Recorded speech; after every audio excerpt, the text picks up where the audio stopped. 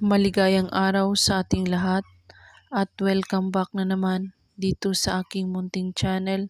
Panibagong araw, panibagong video na naman tayo. Sa araw na ito ay may ituturo ako sa inyo na simpleng gabay at simpleng pamamaraan.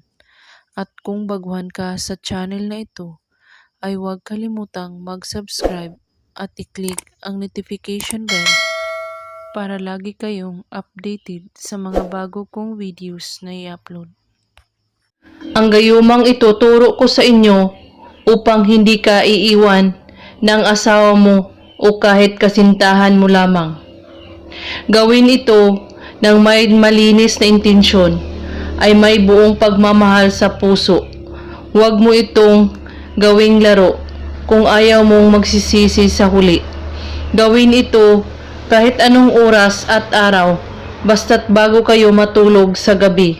Pumunta po kayo sa tahimik na lugar na walang makakaistorbo sa iyo o makakakita. Sindihan ang kandila, ilagay ito sa iyong harapan, at dapat tuloy-tuloy ang paggawa sa ritual na ito. Sa papel, isulat mo ang kanyang pangalan at apelyido ng 5 beses, at pagkatapos, itupi ang papel sa dalawa. Sa kahawakan at pagkakaisipan mo ang taong ginagayuma mo. Pagkaisipan siyang mabuti at saka usalin ito ng mahina lamang. Sukuan, lisumya, taloble, dipata, lamtan, sanitam, kuriam, sukuhom. Bigkasin ito ng 3 beses.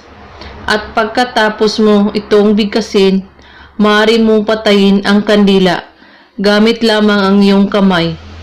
At huwag mo itong ihipan. At ang papel ay itupi ito hanggat ito ay maliit lamang. At ilagay mo ito sa iyong wallet o bag. Ang kandila ay pwede rin itong gamitin sa susunod mong ritual. At kailangan ang papel ay hindi makita ng iba o mapapakialaman kahit sino, at huwag na huwag mong sasabihin sa iba na may ginawa kayong ritual. At kung may katanungan po kayo ay magko-comment lang po sa baba. Maraming salamat sa panunood. May God bless us all.